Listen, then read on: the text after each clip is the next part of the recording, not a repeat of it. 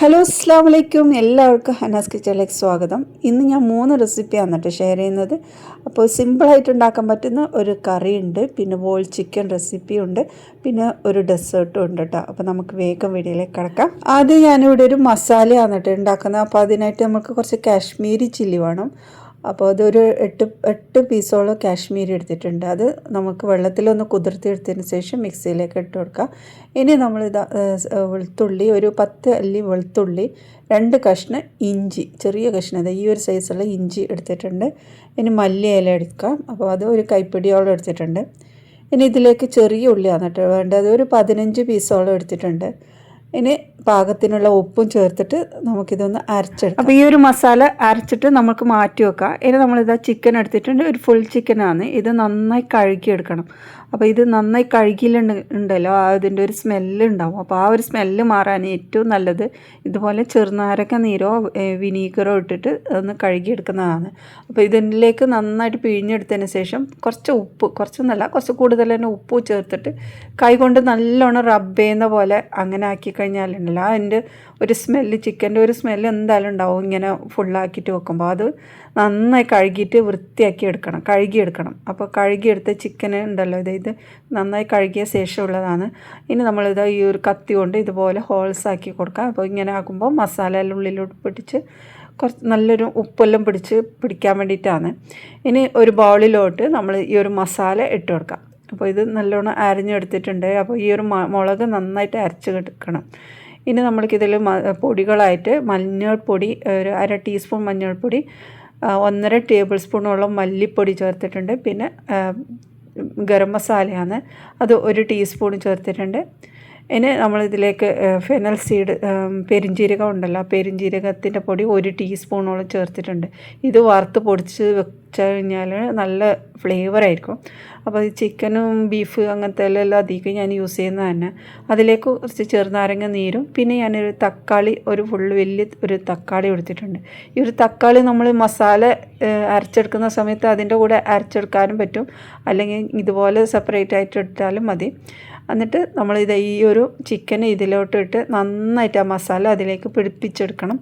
ഇത് നമ്മളിങ്ങനെ ചെയ്തിട്ട് ഒരു 2-3 മണിക്കൂറെങ്കിലും വെക്കണം കേട്ടോ. അപ്പോഴാണ് അതിൻ്റെ ഉള്ളിലോട്ടൊക്കെ നല്ല രീതിയിൽ മസാലയൊക്കെ പിടിക്കുകയുള്ളൂ. അല്ലെങ്കിൽ നമ്മൾ ചെറിയ ഫ്ലെയിമിൽ ലോ ആയിട്ട് കുക്ക് ചെയ്യണം. അപ്പം നമുക്ക് സമയമുണ്ടെങ്കിൽ മുമ്പേ എടുത്തു വെച്ച് കഴിഞ്ഞാൽ പെട്ടെന്ന് നമുക്ക് ഉണ്ടാക്കിയെടുക്കാൻ പറ്റും. അപ്പോൾ ഇത് റെഡിയാക്കിയിട്ട് ഞാനിത് കുറച്ച് സമയം മാറ്റി വെക്കാമെന്ന്. ഞാനിത് കുക്കറിലാണ് വേവിച്ചെടുക്കുന്നത്. അപ്പോൾ അത് 3 മണിക്കൂറിന് ശേഷം ഞാനിത് വേവിച്ചെടുക്കുന്നത്. അപ്പോൾ നമ്മൾ ടൈം കിട്ടുന്ന സമയത്ത് അതിൻ്റെ മസാലയൊക്കെ റെഡിയാക്കി അത് മാരിനേറ്റ് ചെയ്ത് വെച്ച് കഴിഞ്ഞാൽ ബാക്കിയുള്ളതൊക്കെ പെട്ടെന്നാവും. അപ്പോൾ കുക്കർ എടുത്ത് വെച്ചിട്ടുണ്ട്. അതിലേക്ക് നമുക്ക് കുറച്ചൊന്ന് ഓയിൽ ഇടണം, നിർബന്ധമില്ല, അത് അടിയിൽ പിടിക്കാനൊന്നുമില്ല. എന്നാലും ഞാൻ കുറച്ച് ഓയിൽ ഇട്ടിട്ടുണ്ട്. ഇനി ഇതിൽ നമ്മൾ ഈ ഒരു ചിക്കന് വെച്ചിട്ട് മസാലയൊക്കെ അതിലേക്ക് ഇട്ടതിന് ശേഷം അടച്ച് വെച്ച് വേവിച്ചെടുക്കാം. അപ്പോൾ ഇതിൻ്റെ വേവ് കറക്റ്റ് ആയില്ലെങ്കിലുണ്ടല്ലോ ഇത് പെട്ടെന്ന് ലൂസായി അതിൻ്റെ ആ ഒരു എല്ലെല്ലാം പൊട്ടിപ്പോവും.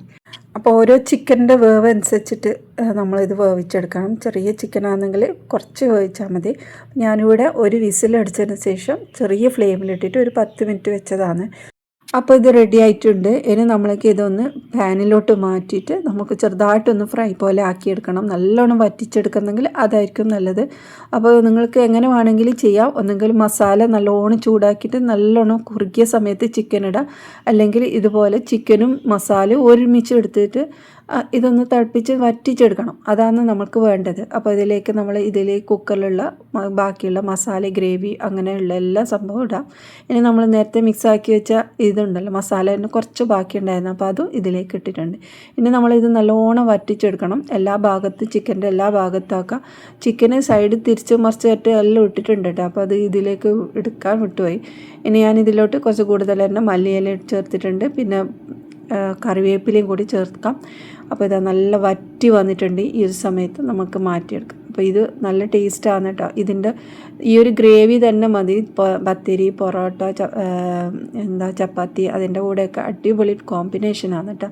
നല്ലൊരു നാടൻ രീതിയിലുള്ള ഒരു റെസിപ്പിയാണ്. ട്രൈ ചെയ്ത് നോക്ക്. ഇനി സിമ്പിളായിട്ടുള്ള ഒരു ചെമ്മീൻ റെസിപ്പിയാണ് ഇതിവിടെ കുട്ടികൾക്കെല്ലാം ഇഷ്ടമാണ് കേട്ടോ ഈ രീതിയിൽ ഫ്രൈ ചെയ്ത് കഴിഞ്ഞാൽ. അപ്പോൾ അതാ നമ്മൾ മുളക് പൊടി മഞ്ഞൾപ്പൊടി ഉപ്പും ചേർത്തിട്ട് ഇതുപോലെ ഒന്ന് മിക്സാക്കി എടുക്കാം. ഒന്നുമില്ല, സിമ്പിളാണ്, എന്നാലും നല്ല ടേസ്റ്റാണ് കേട്ടോ. അപ്പോൾ ഇനി നമ്മൾ ഇതൊന്ന് ഫ്രൈ ചെയ്തെടുക്കാം. അപ്പോൾ ഇത് ഒരുപാട് സമയമൊന്നും വെക്കേണ്ടതില്ല. ജസ്റ്റ് മിക്സാക്കിയ ശേഷം പാനിലോട്ട് കുറച്ച് ഓയിൽ ഒഴിച്ചിട്ട് ഇതിലേക്ക് നമ്മൾ ഈ ഒരു ചെമ്മീൻ ഇട്ട് കൊടുക്കാം. ഇനി നമ്മളിത് ജസ്റ്റ് ഒന്ന് എണ്ണയിലൊന്ന് ചൂടാക്കി എടുക്കുക. എല്ലാ ഭാഗത്തും ഒന്ന് എണ്ണ ആവുന്ന പോലെ അങ്ങനെ ഒന്ന് മിക്സാക്കിയ ശേഷം നമ്മൾ ഇതിലോട്ട് കുറച്ച് കറിവേപ്പില ഒന്ന് കൈകൊണ്ട് കീറിയിട്ട് ഇതിലേക്ക് ചേർത്ത് കൊടുക്കുക. ഇനി അതും ഒന്ന് നന്നായിട്ടൊന്ന് മിക്സാക്കിയ ശേഷം ഞാൻ ഇതിലോട്ട് കുറച്ച് സവാളയാണ് ചേർക്കുന്നത്. അതൊരു മീഡിയം സൈസുള്ള ഒരു സവാള ചെറുതായി കട്ട് ചെയ്ത് ഇട്ട് അതും ഒന്ന് നന്നായിട്ട് മിക്സാക്കി എടുക്കുക. അപ്പോൾ ഈ ഒരു ചെമ്മീൻ വേവുന്ന സമയത്ത് തന്നെ ഈ സവാളയും നല്ലൊരു ഫ്രൈ ആയിട്ട് അതിൻ്റെ ഒരു ടേസ്റ്റ് വേറെ തന്നെയാണ്. അപ്പോൾ ഈ ഒരു സമയത്ത് ഇത് റെഡി ആയിട്ടുണ്ട്. ഇപ്പോൾ ഞാൻ ഇത്രേ ആക്കുന്നുള്ളൂ. പക്ഷെ നമ്മൾക്കിതിലേക്ക് തക്കാളിയൊക്കെ ചേർത്ത് കഴിഞ്ഞാൽ ആ സവാളയൊക്കെ ചേർക്കുന്ന സമയത്ത് തക്കാളിയും ചേർത്ത് കഴിഞ്ഞാൽ നല്ല ടേസ്റ്റാണ് കേട്ടോ.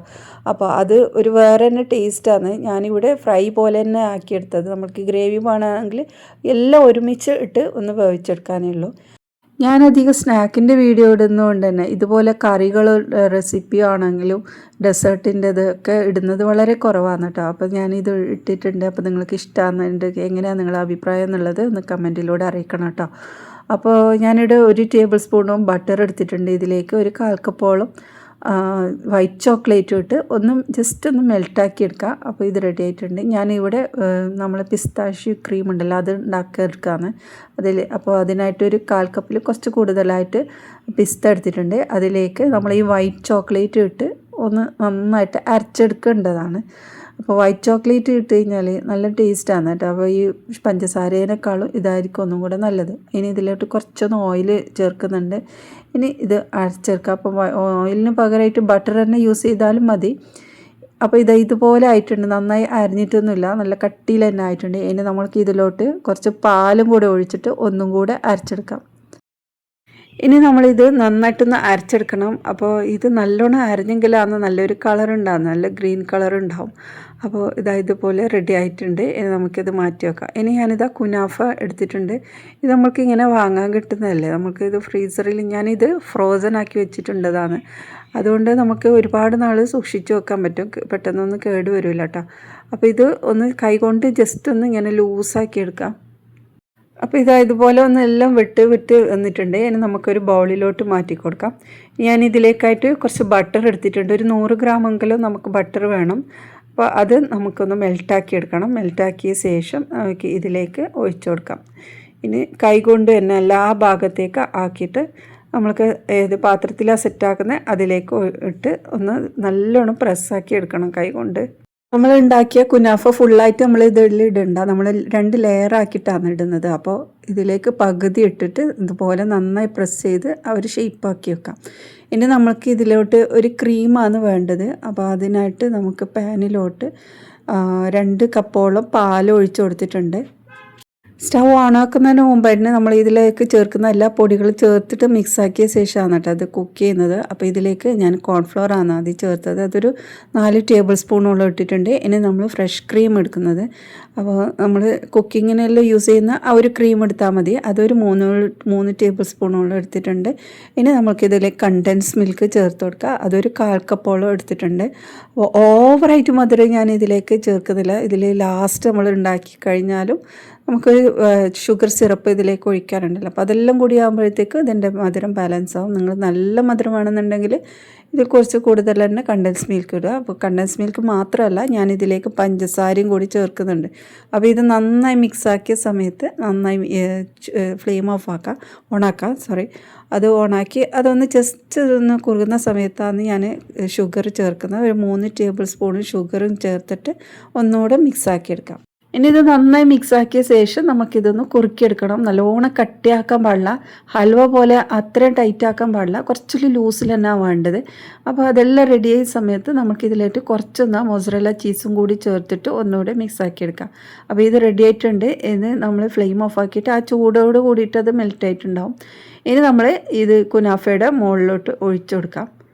നമ്മൾ ഉണ്ടാക്കിയ ഫുള്ള് ക്രീം ഇതിലേക്ക് ചേർത്തതിന് ശേഷം മുകളിലോട്ട് നമുക്ക് ചീസ് ഇട്ട് കൊടുക്കുക. അപ്പോൾ മൊസറല്ല ചീസാണ് കേട്ടോ ഇതിലേക്ക് വേണ്ടത്.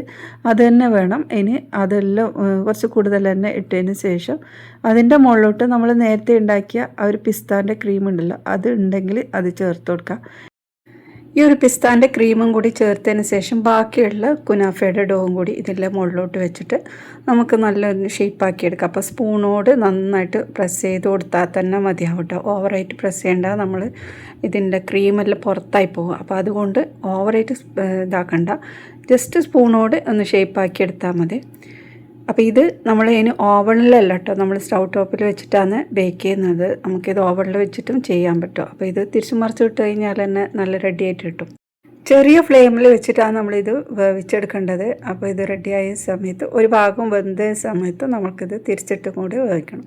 അപ്പോൾ ആ ഒരു സമയത്ത് ഞാനിതിലേക്ക് വേണ്ട ഒരു സിറപ്പും കൂടി ഉണ്ടാക്കുന്നുണ്ട്. അപ്പോൾ അരക്കപ്പോളം ഷുഗർ എടുത്തിട്ടുണ്ട്, അതിലേക്ക് 1 കപ്പ് വെള്ളം ഒഴിച്ചിട്ട് നമ്മളിത് റെഡിയാക്കുന്നതാണ് കേട്ടോ. അപ്പോൾ ഇതിൻ്റെ ഒരു ഭാഗമായിട്ടുണ്ട്. അപ്പോൾ നമ്മൾ ഒന്ന് സ്പാച്ചില വെച്ചിട്ട് സൈഡെല്ലാം ഒന്ന് നോക്കിയിട്ട് കളർ ചെറുതായിട്ടൊന്ന് ചേഞ്ച് ആയണോ എന്നുള്ളത് ജസ്റ്റ് ഒന്ന് നോക്കാം. എന്നിട്ട് നമ്മൾക്കതൊന്ന് തിരിച്ചിട്ട് കൊടുക്കാം. അതിന് ആ ഒരു ഭാഗവും കൂടി ചെറുതായിട്ടായാൽ തന്നെ മതി. ഇത് ചൂടോടുകൂടി കഴിക്കാനാണ് കേട്ടോ ടേസ്റ്റ്.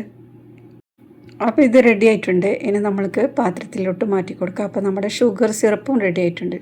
ഷുഗർ സിറപ്പ് ആ ചൂടോടുകൂടി തന്നെ ഞാൻ ഇതിൻ്റെ മുകളിലോട്ട് ഒഴിച്ചു കൊടുക്കുന്നുണ്ട്. ജസ്റ്റ് ഒന്ന് ആ ഷുഗർ ഒന്ന് മെൽട്ടായാൽ തന്നെ മതി കേട്ടോ. അപ്പോൾ ഇതാ നല്ല ടേസ്റ്റ് ആയിട്ടുള്ള ഒരു കുനാഫ ഇവിടെ റെഡി ആയിട്ടുണ്ട്. നമ്മളിത് സെയിൽ ചെയ്യുന്നവർക്കൊക്കെ യൂസ് ആവും. ഈ ഒരു രീതിയിലാണ് കേട്ടോ ഉണ്ടാക്കുന്നത്. ചൂടോട് കഴിക്കുമ്പോഴാണ് ആ ഒരു ചീസെല്ലാം മെൽറ്റായിട്ട് നല്ല ടേസ്റ്റ് വരുന്നത്. അപ്പോൾ ഇത്രയേ ഉള്ളൂ ഇന്നത്തെ വീഡിയോ. നിങ്ങൾക്ക് ഇഷ്ടമായിട്ടുണ്ടെങ്കിൽ സബ്സ്ക്രൈബ് ചെയ്ത് സപ്പോർട്ട് ചെയ്യണേ. ഇനി അടുത്ത നല്ല റെസിപ്പിയുമായി വീണ്ടും വരാം. ബായ്.